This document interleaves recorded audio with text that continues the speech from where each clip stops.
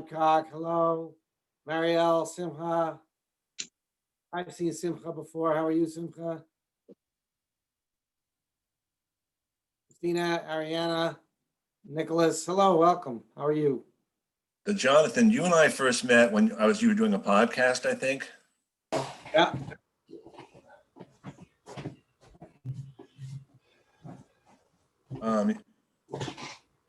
Um, are you going to be monitoring the chat, or was your assistant, or do you want me to? My assistant will be monitoring the chat, but anything you see that someone has put in the chat box that you think is, something I should jump on and answer right away, just go ahead and interrupt me and get on mute. All right. I mean, we'll give it another minute or two because I don't see anyone in the waiting room. Do you? I keep seeing people popping up, entering the waiting room. Oh, okay. So then. Yep. So while we're waiting for everybody, I want you in the chat, you can put your information, your LinkedIn profile, that kind of stuff in there. So at the end of the and we can all save the chat and we can link in afterwards. We also have a spreadsheet that we created, that was created, which has a lot of the contact information, which I'd like to actually post in the. Wonderful. Yeah, that's gonna be an ongoing thing. That way you have something in place as a follow-up. So I think the way that we're gonna do this is that Jonathan is going to do the presentation. There'll be parts for Q&A during and after. So Jonathan, whenever you're ready, I guess, we can get started. I want to respect everyone's time. Okay. I see everyone's really eager to get started at the edge of your seat. We got some exciting insights to share. I'll make plenty of time available to have some dialogue. But my first question to you is, who here, and all you have to do is nod your head because you're all muted. Who here would love to have a great career balance and job satisfaction with the best income possible? Nod your head. I just How want many to love to enjoy that with work-life balance? Nod your head. Yeah. All right, everybody. Okay, great. Well, you're in the right place. I'm going to share with you some content from my screen. Bear with me one moment. I'll pull that up. Well, can you see that out of the box? Okay, good. So welcome to Out of the Box. These are the job search strategies to land a job you love. We're going to assume you're pretty intelligent people. You've had plenty of experiences in your career. You've changed jobs at least once, but things have changed. Things are dramatically different. And the job market, while there are companies hiring, even with the uncertainty of COVID, 22 million people got laid off, another 7 million got hired, and people are getting hired all the time. I've had a client just last week get a job offer for over $750,000. I had a client 2 weeks ago got multiple job offers. People are getting hired by companies, but you do have to do some things to stand out and get psyched. So we're going to go over some of those things. So if you're ready, get your thumbs up, get at the edge of your seat, and here we go. What we're going to cover today is how to find the hidden gems in the hidden job market. That's a thing. It's real. We're going to talk about how to feed relationships with recruiters who have access to some of those hidden jobs, and how to ace an interview, how to really position yourself as a leader and a collaborator within the first 3 minutes of an interview. Because when people are looking to hire you, they're looking for who they can collaborate with.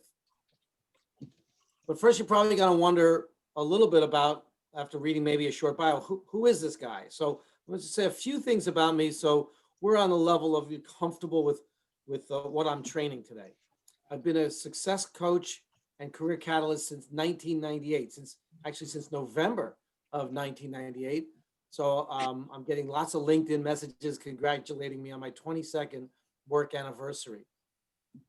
I'm one of the first 1% of coaches in a sea of over 60,000 coaches. Right now it's over 60,000 coaches. I'm one of the first 500 to have earned the Master Certified Coach credential.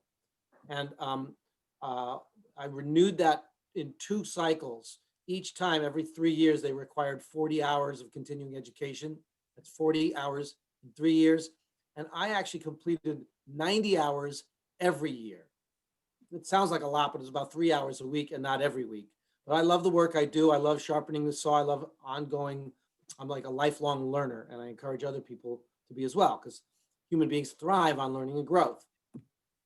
I'm the author of a book called Income Double, Half the Trouble, and a CD audio program. It was a CD back in the time called Who Are You Inc., which is a workshop to create a vision statement and a clear purpose statement. I was an adjunct professor at New York University, where I taught leadership and motivation. I taught a 10-session series called How to Write Your, How to Create a Business Plan, Your Roadmap to Success. I was also part of the team that built the original executive coaching program at New York University. And my undergraduate degree is from Cornell University. Ken, am I coming through loud and clear? Yeah. Okay, great. Another thing you should know about my background is that I walk the talk and I've been there. I actually had 11 jobs in the 12 years prior to the 22 years I've been in this business. But could you imagine what that might have been like for me after my fourth job, kind of like not certain where I'm going to go next, after my seventh job, wondering if people were going to see me as a job hopper, after 10, 11 jobs in 12 years. What am I going to do now? But after every single one of them, I was able to shift to a positive mindset, build on my sales and networking and marketing skills. And I was always able to get hired within 1 to 3 months, and always an exciting and challenging and interesting new role. And my mother said to me one day, you know, you're so good at getting hired, maybe that could be your career, is helping other people get hired. And she was right. So I owe my mother my life twice over. She was right, and it's been 22 years, and I love the work I do. And in addition to helping people make a transition, I teach people how to secure a job and get a job you love whenever you want or need one, which really is the only form of job security available in today's, fast-paced world. You know, the days of 20, 30 years at one company and a gold watch on retirement, those days are gone. So I'm happy to give you some of those secrets. And towards the end, I'll share with you a way you can get some additional resources from my website, and where we can go from there, we'll see. Just share with you one endorsement. And I share this with you because I believe that if you see it works, you're more likely to believe it works. And if you believe it works, you're more likely to put it to work. That's my main intention. And James Arena said, my relationship with Jonathan has guided me to my dream job and an improved life. And that is my commitment, for people to have outstanding career success and satisfaction with happiness, balance, life. Let's get right into it. Let's talk about the hidden gems and how to be proactive. One of the best ways to find the hidden gems in the job market is to target companies, to identify your top 10 target companies that you'd love to work for. And think about it. Imagine what it would be like if you choose to be the source of your destiny. I mean, it's nice to get a job by any means, but imagine it's one that at a company you chose to pursue. In this way, you could uncover hidden or invisible job market and possibly, and many times people do this, I have a client doing this now, creating a job around your superpowers, your signature strengths, the way you want to apply your talent and passion. And think about it. Wouldn't you hire a qualified person, a go-getter, who was appropriate and proactive? Someone who reached out to you and said, I've identified your company, I've done a little research on you, and I think we ought to be working together. I'd like to talk about what you need to accomplish this year and how I could be part of the team that helps you get there. So we help people kind of create that narrative uniquely for their own skill set. But for today, I'm going to challenge you. I know we just met, but I challenge you to think about how many companies you'll put on your top 10 target company list. It doesn't have to be exactly 10. But the process would be to build a list, research the decision makers there. You could mention select companies when you have this list, when you're networking. I share with people who are networking a concept called association triggers. That's when you've had a conversation with someone in your network, you've agreed to help each other. And they say, well, how can I help you? And you say, you could tell them your purpose and what you're looking to accomplish. But if you list a few of these companies as association triggers, it triggers associations. It has people think about people they know and companies they know where they can introduce you. Finally, I'll say about this, your attention on your dream company increases the likelihood of you fulfilling that dream and getting a job that provides you happiness. Another way to find the hidden gems in the hidden job market is circling back. I'm going to pause here because I think it wouldn't be a bad idea to pause the screen share and see if there are any questions. I have my assistant messaging me to see if there's any questions. Ken, have you seen anything in the chat box? What's your undergraduate degree in from Cornell, and how has it helped you in your career? That's a lovely question. I have an undergraduate degree in electrical engineering as a major from 1986, with a minor that I created in electronic music and audio production. You might see some guitars there in the background, and that painting's got a keyboard. I'm also a passionate musician. I've been playing piano since I was 7 years old. Been playing in bands since I was 13. I've been actually putting together motivational speaking and music over the last 2 years. But how did Cornell contribute to my career? To be quite honest with you, I never pursued electrical engineering, never had an interest in it. I could see that with electronic music and audio production, engineering would be a good background, but mostly it's provided for me a design-oriented and problem-solving discipline. Other questions? What is an approach to identifying the target companies? Oh, that's easy. Think about companies you've heard about in the news, or pay attention to the news. Tap in perhaps into the stock market news or business news. Think about an industry you're interested in and look at the industry associations. They have lists of companies that are members.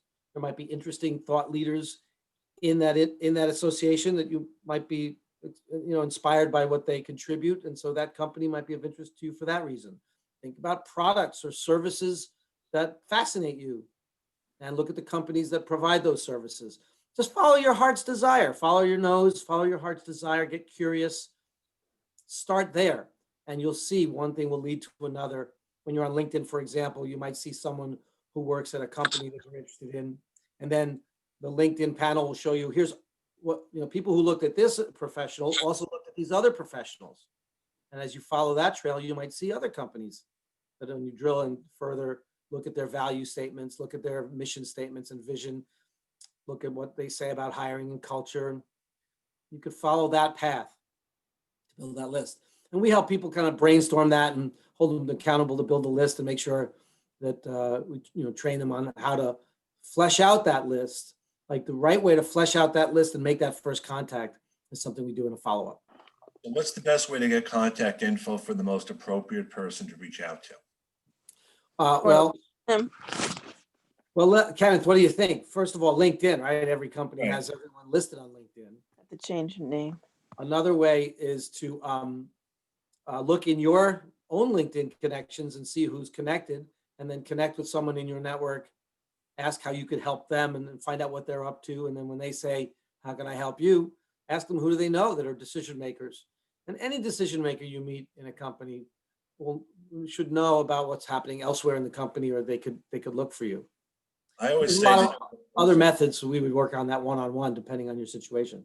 I would also say connect with the people you want to know as opposed to people, in addition to people you know, especially now, get out of your comfort zone for sure. Yeah. All right. Well, we'll come back to some more questions a bit further on in the program.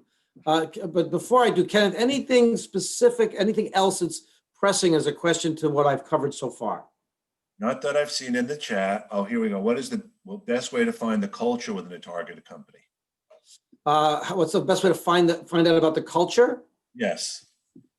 A couple of ways. One is on their website, look around if they have any mission or vision statement.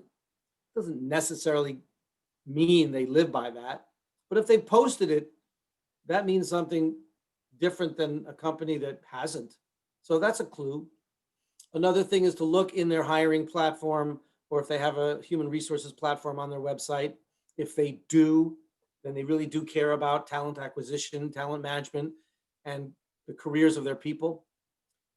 Some companies even have videos of happy employees talking about what it's like to work here. You could look at Fortune's top 100 places to work, see if they scored in there.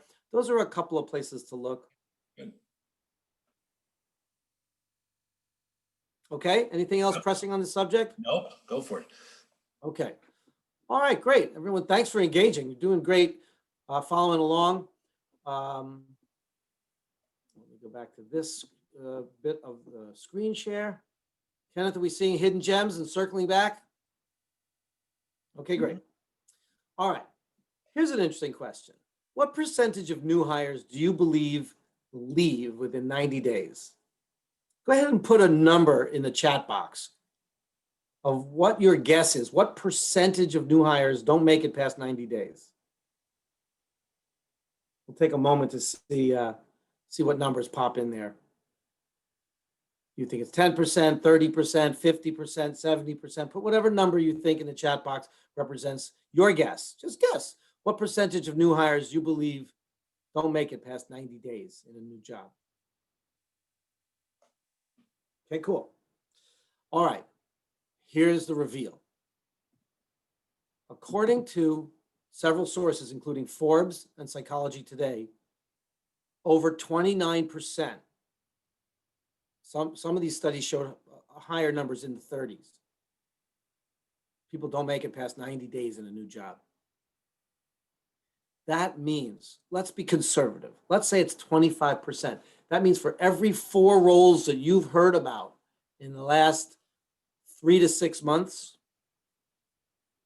a person that they hired isn't working out or has already left. Now you might have thought, okay, I didn't get that job, and that's way back in your history. But if you circle back to not only jobs that you've applied for or jobs you've networked into, or even companies that you heard about that were hiring, didn't have a role for you at that time, they might. So scroll through your notifications patiently to find out who was hired. You'll see people saying, you'll see LinkedIn saying, congratulate so-and-so on a new job. As you scroll down far enough, you'll see people who LinkedIn is suggesting you congratulate 90 days, 100 days, 120 days ago. And you can reach out to them, ask them how they're doing in their new role, or ask anyone in the company, how's the company doing? What are they dealing with? What's important to them going forward? And would they like to have a backup just in case that person falls into the 1 out of 3 or 1 out of 4 don't work out? Would they like to have a backup plan? Is there anything else they're working on that you could create a role for? So this is a path to build on relationships that surprisingly opens up opportunities that most people don't think about. As we said, today's offering is for out of the box ideas. Okay, let's talk about feeding recruit. Let's pause here for questions before we go to the next subject. I have to go to this button here to stop the screen share. And Kenneth, anything else you want to read out that people are asking about? Just a question about the metrics. Maybe some companies with broken recruiting might have those metrics. Is that what was the basis of that? Was it one specific snapshot of companies, or how did they actually define what the percentages were in the study? Well, there was a number of different studies. We looked at about six or seven studies, and they asked how many people last longer than 90 days, how many people leave within 90 days. You could look at this on the internet yourself and research, just put in quotes, how many people leave within 90 days. Did they break it up by full-time versus consulting in that, or is it just like anyone? Just curious. It's a fair question. And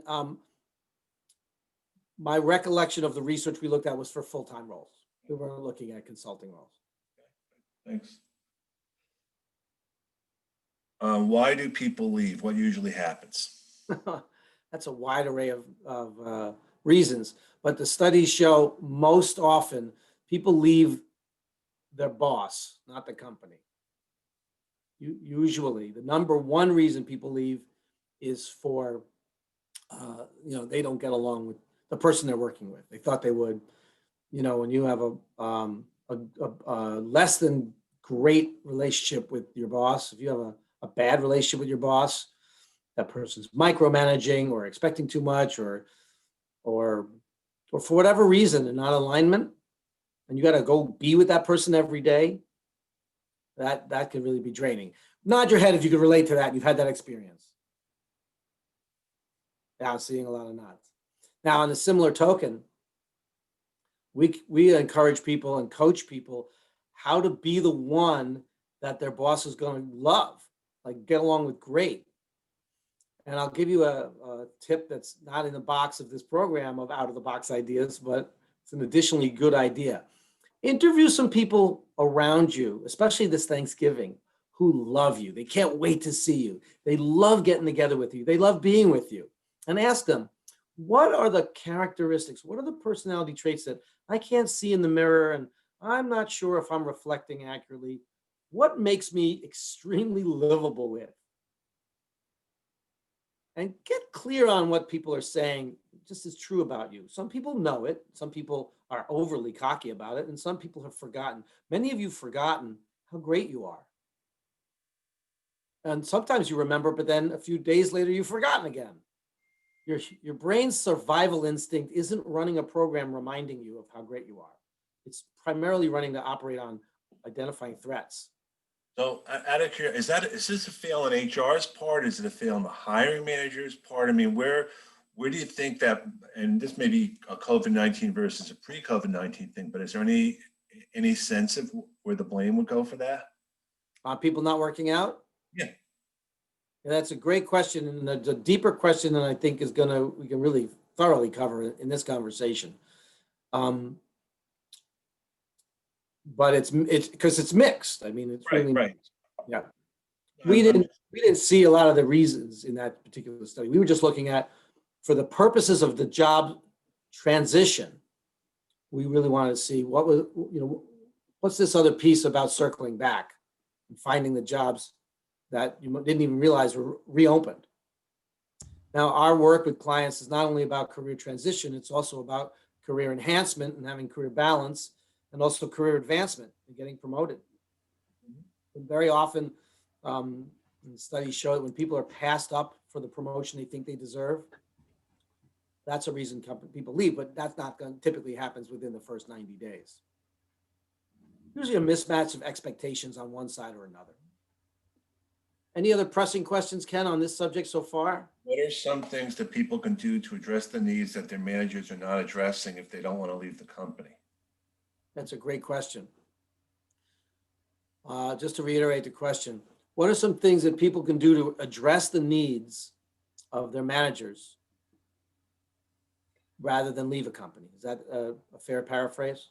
Yeah, I think so, yeah. Yeah. Address them, ask about them. Be bold and honest about you think there might be some shortcomings on your part, or you think there's some things that aren't working for you in terms of the manager's part, and if it's possible to ask if they can adjust their way. It's your responsibility as the leader in the reporting role to a higher up to serve. And then it's your job as a leader for people reporting to you to serve. That's a deeper conversation we can get into in a follow-up. I'd be happy to do another deeper Sure. conversation. All right, great. Thanks. Career enhancement and career advancement. Let's stay focused today on the career transition. Mhm. And how do we find some of these roles? So feeding recruiter relationships is our next topic. Are you seeing that on screen? Mhm. So I interview recruiters on a weekly basis for a podcast I have called the Career Transition Experts. And one of the simplest ways you could feed a relationship with a recruiter, by the way, which I don't have on the screen, it's very in the box, is make sure to respond to them. If you have a recruiter reaching out to you that doesn't have an appropriate role, respond to them and say, thank you, this is not really an appropriate role. Here's what would be more appropriate for me. If you have a recruiter badgering you about a role you've already said no to, well, maybe that person's not listening to you. But generally speaking, if you're responsive to recruiters, you'll find that when they have an opportunity for you, and they work for the companies, they don't work for you, but when they have an opportunity for you, they'll be responsive to you. So definitely baseline, bottom line, be responsive to recruiters. Get back to them in a timely way. And especially if they're working on an opportunity for you. If you have any uncertainty about that opportunity, get back to them quickly and say, I'm still thinking about it. I need another day or two. Let them know. Don't go radio silent on them. Radio silence is very frustrating for recruiters as it is for job seekers. But as you're developing relationships with recruiters, you want to feed them. You want to send them relevant articles, research, or trends. Be a subject matter expert. If you show up as the expert in your subject matter and a leader in your field, and the recruiter gets information from you about that subject matter, they're more likely going to be able to say things about you when they hear of an opening or when they're working on an opening with a company. They are networkers like you, like all of us here. So they love introductions. Right? They're always looking for really high quality candidates and for companies that are hiring. So introduce them to other influencers, introduce them to Kenneth, introduce them to other network leaders, introduce them to other speakers that you see that you think would be relevant to them. Introduce them to me for my podcast, introduce them to other coaches, introduce them to lawyers and consultants. They get lots of business from lawyers and consultants. Another one that comes to mind is financial advisors.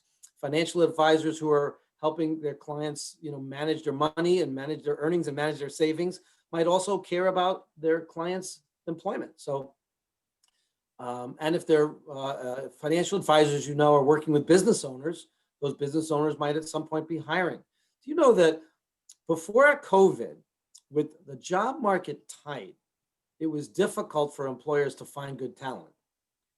Now that the job market is swamped, if you will, it's like overcrowded with good people. It's still now, in a different way, difficult for businesses to find good people.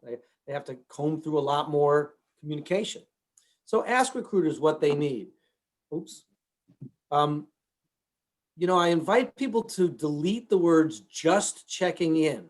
So if you're taking notes today, write the words "just checking in" on your notepad and then put a line through it. Just checking in adds no value. Look at ways you could add value. Making introduction almost always produces karma, and recruiters certainly love introductions to decision makers at companies who use recruiters. So connect them. If you connect them, listen, that's what you want them to do for you. So that's a bit about how to feed relationships with recruiters. Anybody have any questions here? Question about ghosting. Why do recruiters ghost candidates? It's an age-old question now. Yep. I think candidates used to be considered were ghosting recruiters, which was, I think, a bit, wrong. But so why do you think? What's the main reason? This is a great question. It's a really important thing. I would like to see nod your head if you're also concerned about this. It bothers you. Nod your head if you're bothered by, want to know more about this. Okay, very good. Thank you. Here's the thing. Let's imagine you're a hiring manager or a recruiter, either way. And you just started in your role looking to help talent get matched to companies. And you're excited about that. And for every person that gets placed, there's dozens, maybe hundreds of people who won't make it into seeing that company into the interviews, or they might interview but not be the one that gets chosen.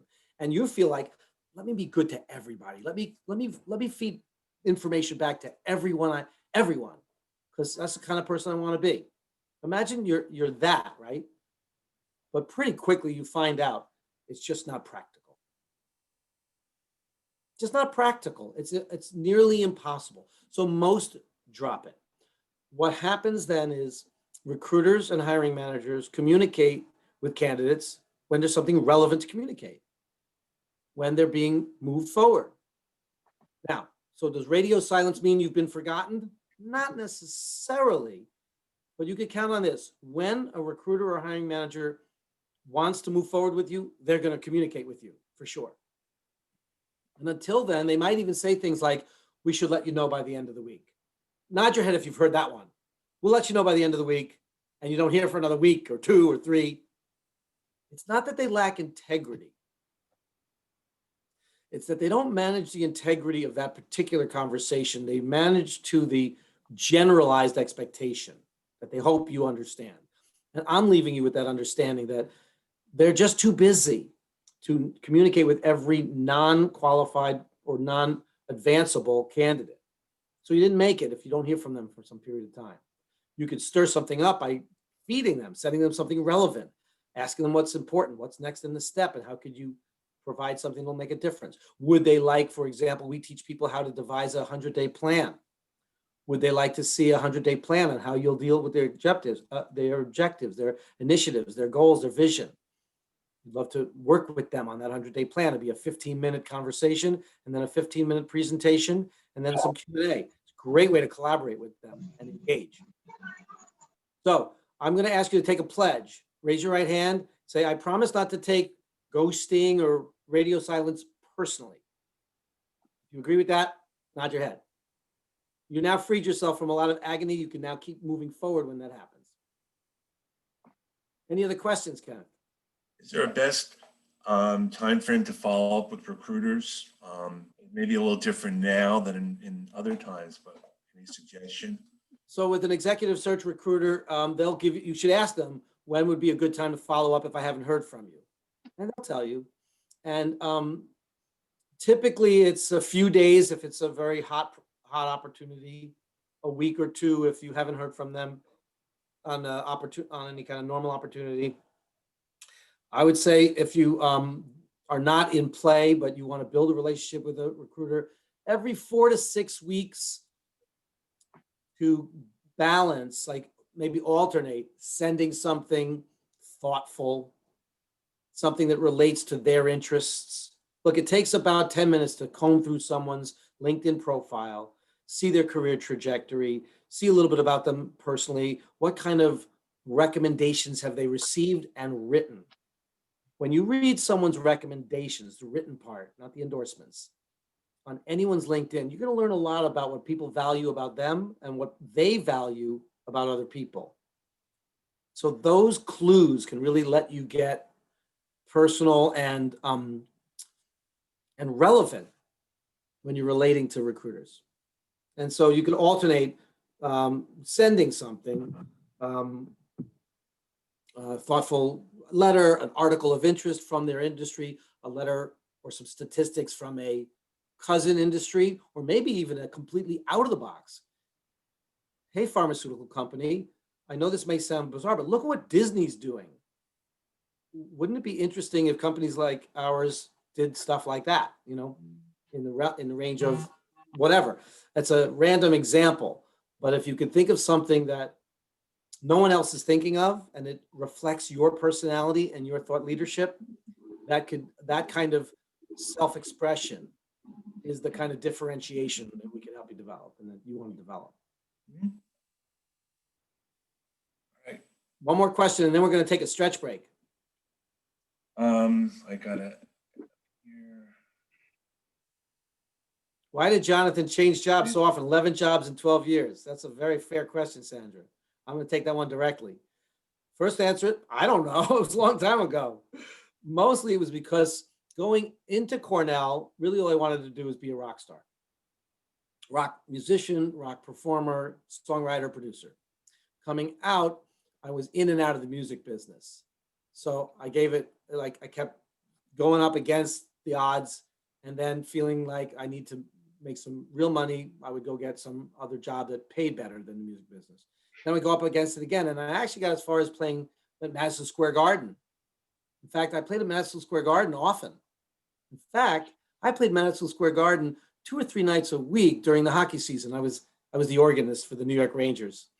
Boy, I tell you, each situation was either I got bored, I wasn't fulfilled, it wasn't my dream, or that got sensed and I got fired. So I either quit or got fired.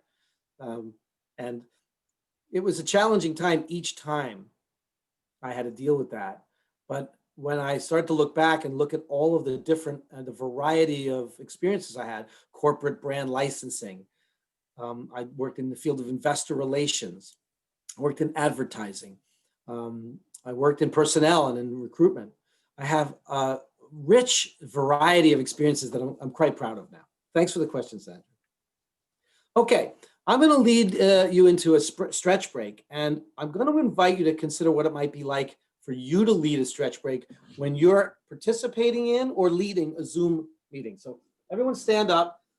Some people are complaining about Zoom fatigue. So take a couple of steps back, stand up, reach up for the sky. I know it seems a little strange. Maybe you don't usually do this, but guess what? Well, everyone could use a little break like this. I recommend you do this every half hour. Reach up, stretch tippy toes as high you can get. You may not see me now, but I'm going to go touch my toes. I'm going to go the other way, touching my toes, reaching down, breathing.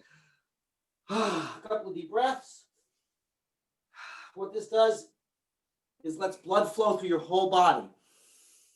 3 deep breaths to oxygenate your brain. I've been a fire hose of information, and we're going to give you more information. And you need oxygen and nutrients to get up into your brain so you can absorb more. And so your brain can process it. And just to feel good. Nod your head if that felt good.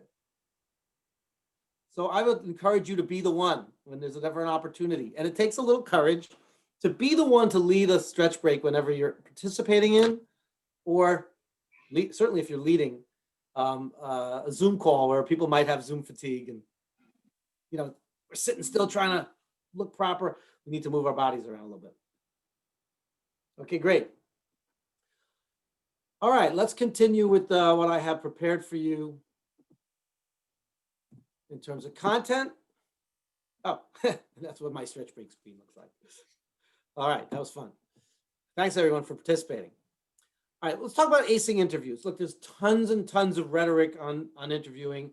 I have actually subscribed to a partner of mine's coaching program and give it to my clients. It's called Interview Mastery. I'll tell you more about that when we in a follow-up conversation.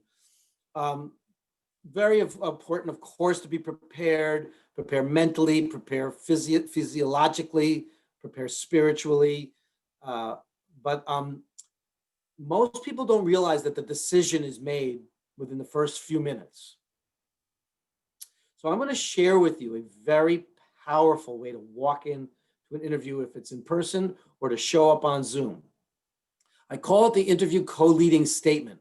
It's a powerful interviewing relationship building method from moment one.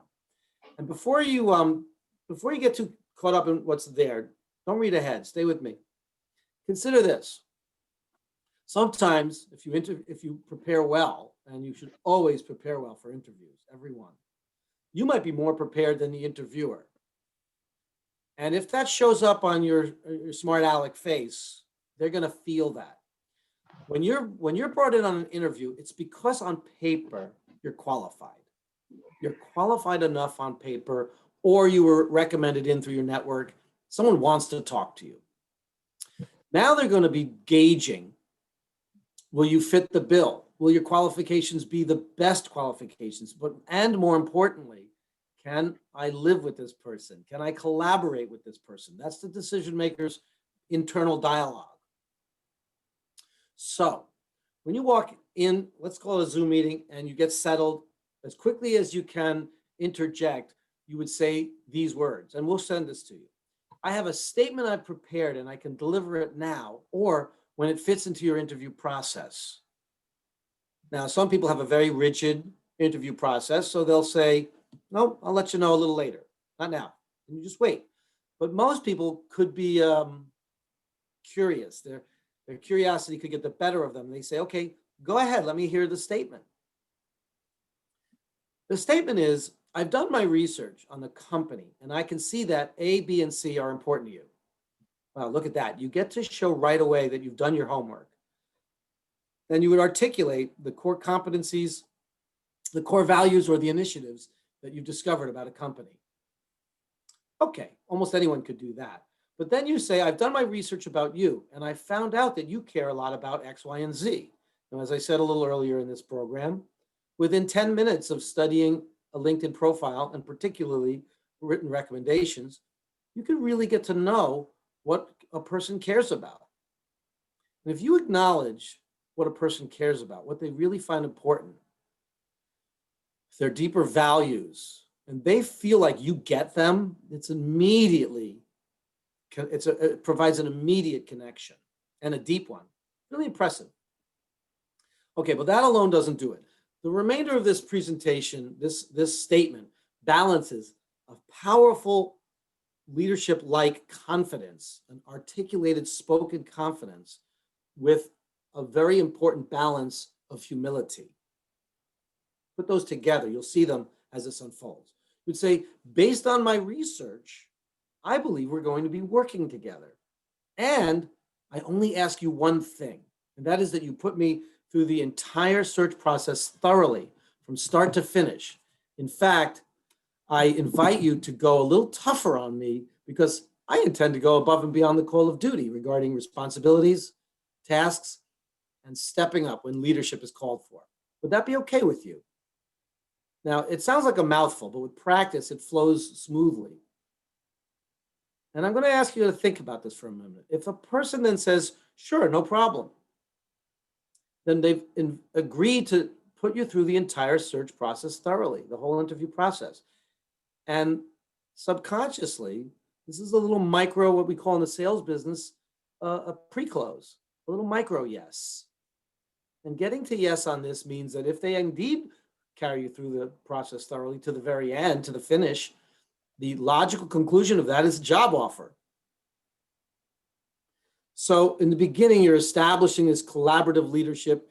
You're establishing a very powerful stance in the interview, and you're allowing yourself to get confident in your collaboration with the person, no matter how prepared or unprepared they are.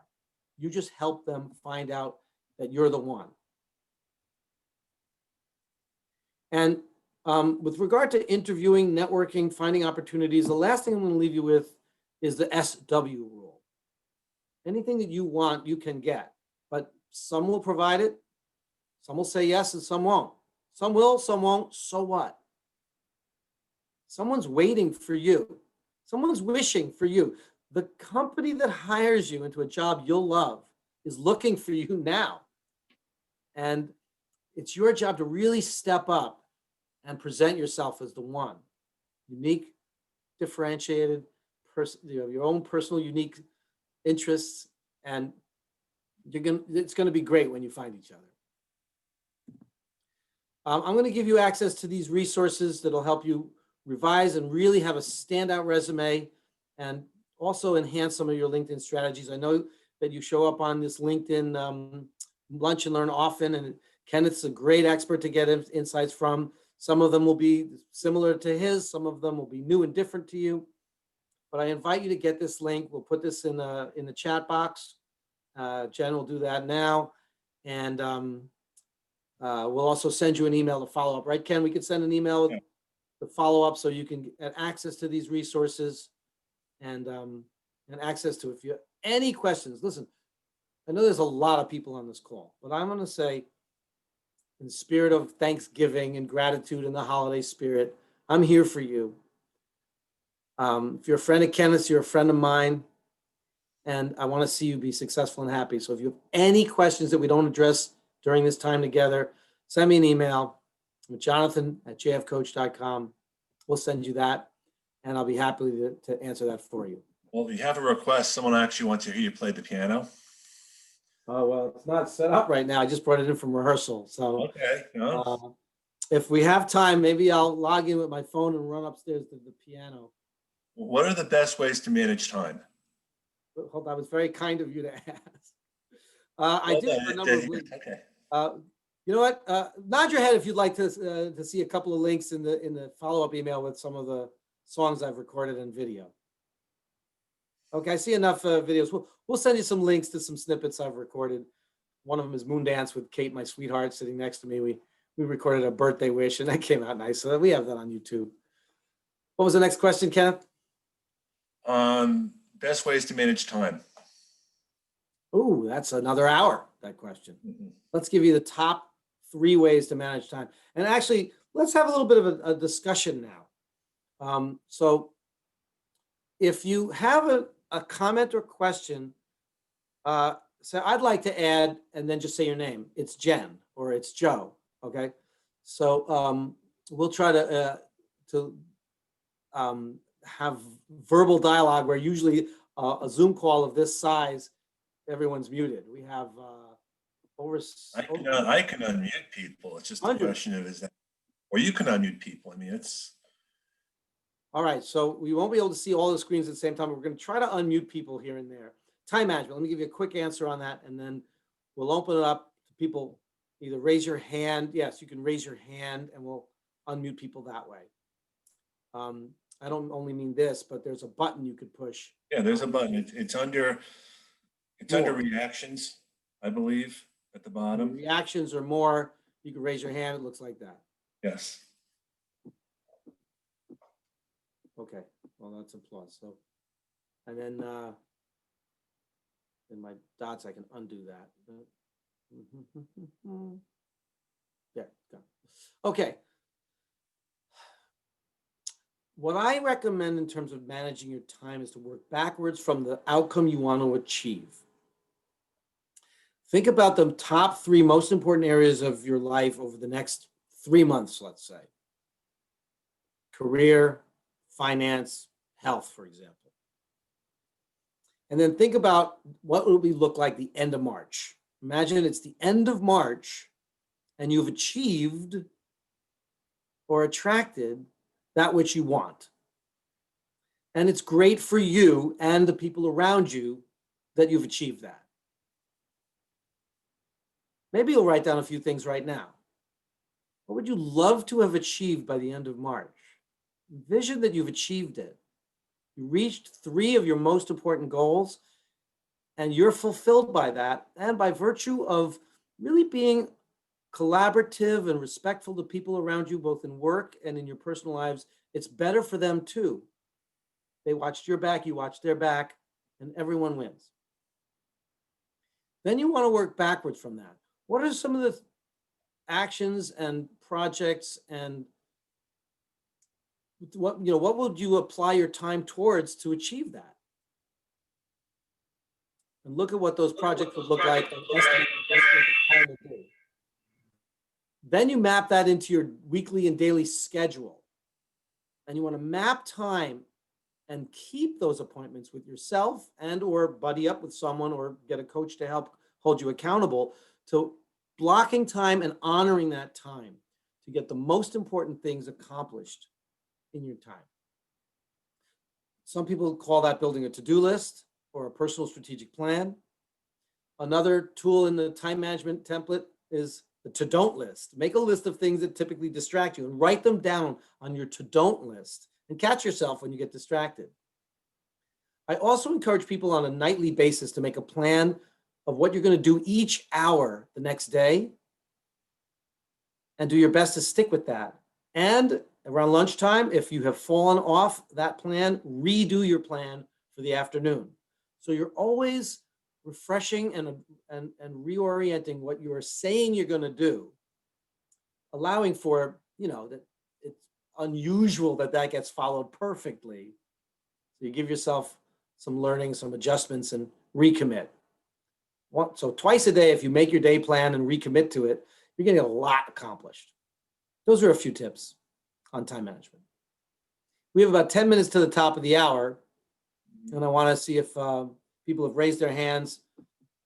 You can raise your hand if you have something to add, something to ask.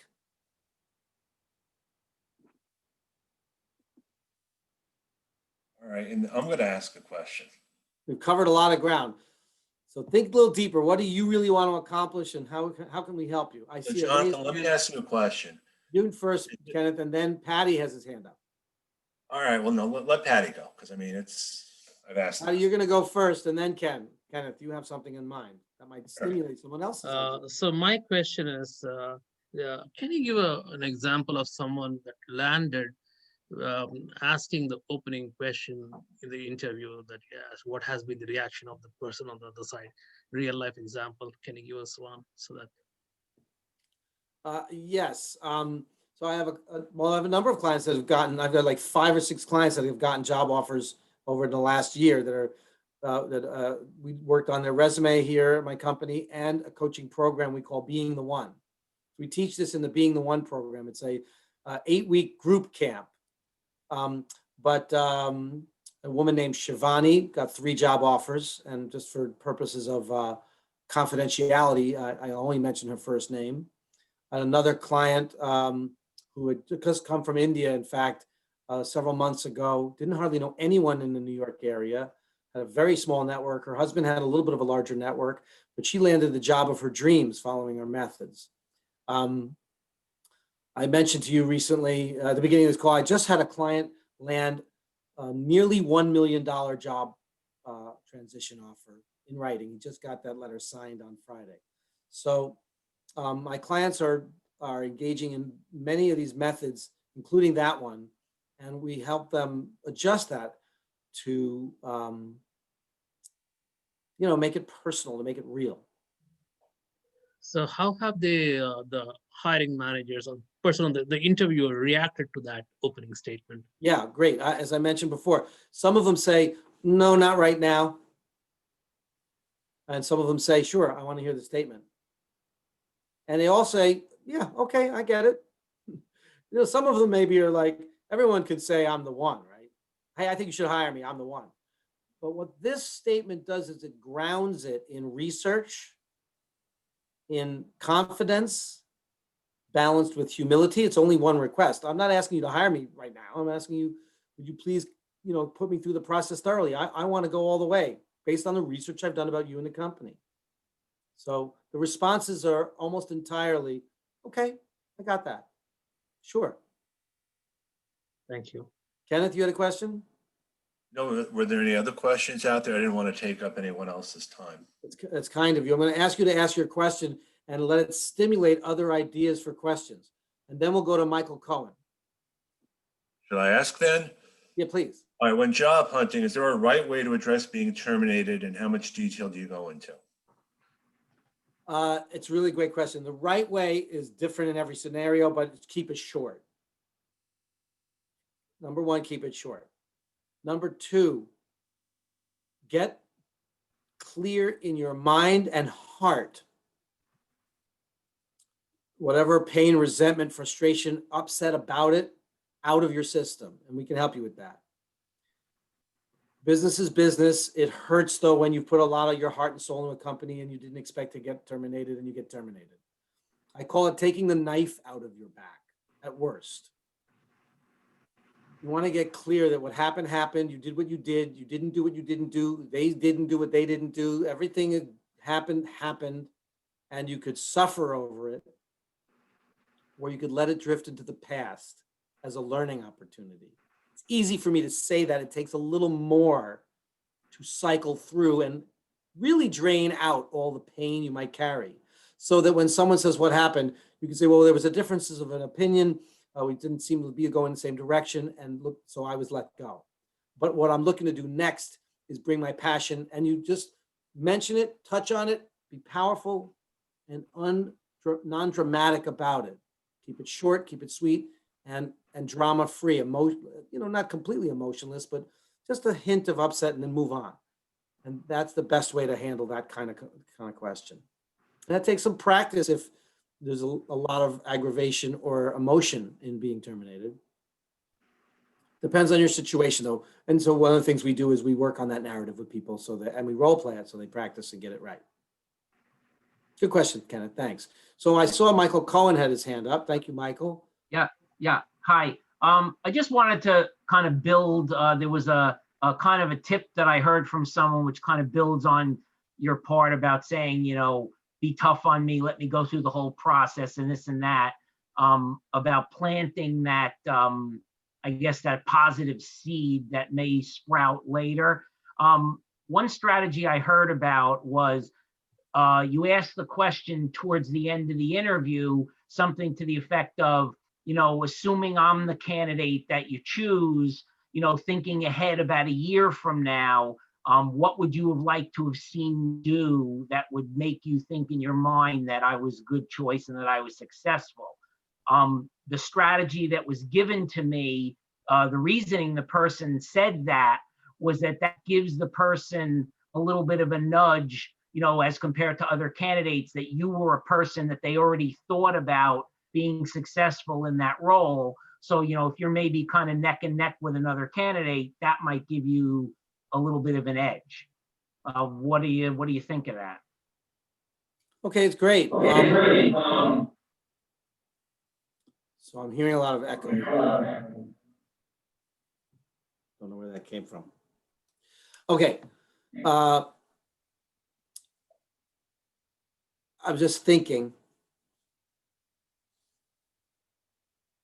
So Michael, the idea of articulating towards the end of an interview, the question, what's it going to look? What's a year in our lives together going to look like if I'm successful, or if the role is filled successfully? I wouldn't wait till the end, though. That's got to be something pretty early on when you're going through the motions and they say, "Do you have any questions?" Yeah. What does a year in our lives together look like if we're successful? And I encourage you to phrase it so they can envision you working together. Language, this is a bit of neurolinguistics programming. What would a year of our working together look like if we were really successful? What are some of the key things we would have to accomplish for you to say, wow, I made a great decision hiring Michael? So you want to be able to offer that question, and there's two things I'm going to build on in the suggestion you've heard. One is keep it short. Make sure to be able to practice articulating that question succinctly. Otherwise, people kind of feel like you're just using a technique you learned. No, really ask the question sincerely, but succinctly. And number two, as I've kind of hinted at already, have them begin to envision. Human behavior, according to the neuroscience, is driven by, human behavior is typically driven by not decisions we make, but how we perceive ourselves and how we perceive the world around us as either an opportunity or a threat. So if people perceive themselves working with you, they're likely to behave in such a way to fulfill on that envisioning. So some of the techniques we develop with people is having them plant the seed, like you said, of what it would like work together. We also train people to very properly gather the information that a 15-minute, 100-day plan with 5 slides would look like. And very importantly, what does the collaboration on that 100-day plan look like that typically leads to job offers? Getting people to dig in and already start to give you feedback on your work product is a great way to practice working together. And if they like the experience of working with you, they just might hire you. Do we have any hands up? Michael, how's that for you? Did I nail it? Did we hit the nail on the head with an answer for you, Michael? It looks like it's frozen. I'll also make sure to remind you folks to make sure you're well lit. I see most of you are very well lit. Good, thank you. Very good. I heard that time. You want to make sure that you're very well lit whenever you are doing a Zoom interview. If you don't have easy to use lighting in your home or your office, you want to get one of these. That's called a ring light. Yep. They're available for like $30 or $40 in different sizes and formats, and really worth the investment. I think we have time for one more question. It's top of the hour, and so if people have to go, I understand you might have other Recommend commitments. connecting with anyone you can on LinkedIn, or be more selective and only connect with people you know. I thought I addressed that before, but what do you think? I would say be a little selective. If someone seems like they're just really off of left field, they don't have anything to do with your career path, like by miles, or they look like they're just selling, you could skip them because you want to have a really good, solid LinkedIn network. But if anyone looks professional, you never know, even if they're outside your profession, who they know who's in your profession. So anyone that looks like a professional networker, looks like the kind of roles that are up, sideways, or below or around the roles that you're looking for, I'd say don't worry about whether or not you know them or they know people you know already. Expand your network and include new people. This was very great, Jonathan. Thumbs up. Did a really great Thank job. you very much. Appreciate it. We'll send a follow-up and we'll encourage you all to take advantage of the resources we're sending. And then I'll send out the recording link as well. And everyone have a great Thanksgiving holiday. Yes. Yes. Happy Thanksgiving, everyone. Thank you, Kenneth. You too. Bye now. Thank you. Happy Thanksgiving, everyone. Thank you. Ken, I just want to copy the chat real quick. Yeah, I always wait. I know the Yeah. drill. Okay. I'm like trying to keep it all together here, Ken. No, don't worry. Thank you, Ken. Thank you, Jonathan. I couldn't catch, Ken, the second line that he said, it'll be on the video. Someone can I'm worry still about it. here. You want to ask the